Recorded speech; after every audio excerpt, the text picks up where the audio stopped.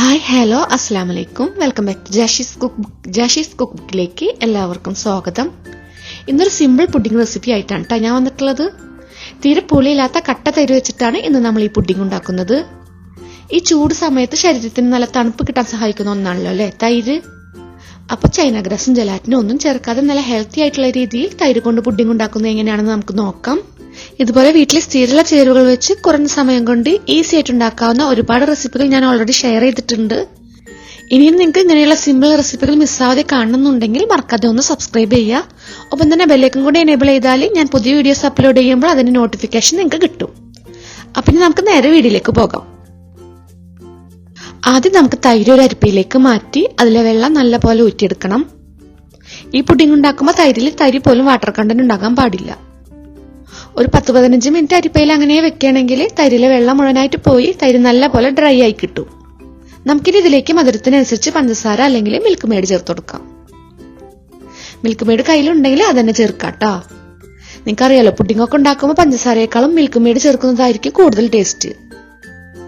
2 cup തൈരാണ് ഞാൻ എടുത്തിട്ടുള്ളത്.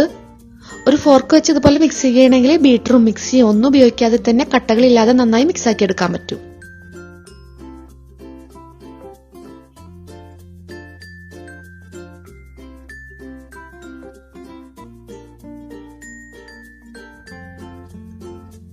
ഇനി നമുക്ക് ഇതിലേക്ക് 2 ടേബിൾ സ്പൂൺ കോൺഫ്ലോർ ചേർത്ത് കൊടുക്കാം.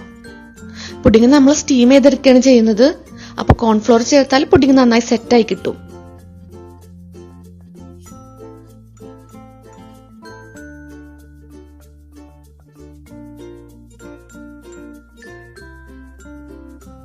ഇനി നമുക്ക് ഇതിലേക്ക് ലാസ്റ്റ് ആയിട്ട് 1 കപ്പ് പാൽ കൂടെ ചേർക്കാം. ഞാൻ ഈ കാണിക്കുന്നത് ഈ പുഡിംഗിന്റെ ഒരു ബേസിക് മെത്തേഡാണ്. നിങ്ങൾക്ക് നിങ്ങളുടെ ടേസ്റ്റിനനുസരിച്ച് മാറ്റങ്ങൾ വരുത്താം. തൈരിന്റെ ടേസ്റ്റ് മുന്നിട്ട് നിൽക്കുന്നത് ഇഷ്ടമല്ലെങ്കിൽ ഫ്ലേവറിനായിട്ട് വാനില എസൻസ് അല്ലെങ്കിൽ നമ്മളിപ്പോൾ ചേർത്ത പാലിൽ കുങ്കുമപ്പൂ മിക്സ് ആക്കിയതിന് ശേഷം ചേർത്ത് കൊടുക്കാം. അല്ലെങ്കിൽ മിൽക്ക് മെയ്ഡിന് പകരം അല്ലെങ്കിൽ പഞ്ചസാര നേരിട്ട് ചേർക്കുന്നതിന് പകരം കാരമലൈസ്ഡ് ഷുഗർ ചേർത്താൽ കാരമൽ യോഗട്ട് ഫ്ലേവറിലുള്ള പുഡിംഗ് കിട്ടും. കുറച്ചുകൂടെ റിച്ച് ആയിട്ടുള്ള ടേസ്റ്റ് കിട്ടണമെങ്കിൽ 2 ടേബിൾ സ്പൂൺ പാൽപ്പൊടി കൂടെ ചേർക്കാട്ടോ.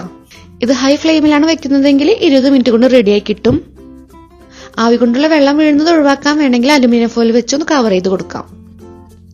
ഞാൻ ഇതിനു മുന്നേ അപ്ലോഡ് ചെയ്ത വീഡിയോയും ആവിൽ വേവിച്ചെടുക്കുന്ന ഒരു പലഹാരത്തിന്റെ ആയിരുന്നു.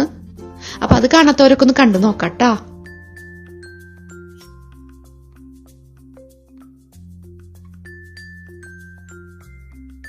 ഇത് നന്നായി ചൂടാറിയതിനു ശേഷം ഫ്രിഡ്ജിൽ വെച്ച് നന്നായി ഒന്ന് തണുപ്പിച്ചെടുക്കാം. പിന്നെ ഡീമോൾഡ് ചെയ്ത് കട്ട് ചെയ്ത് സെർവ് ചെയ്യാം.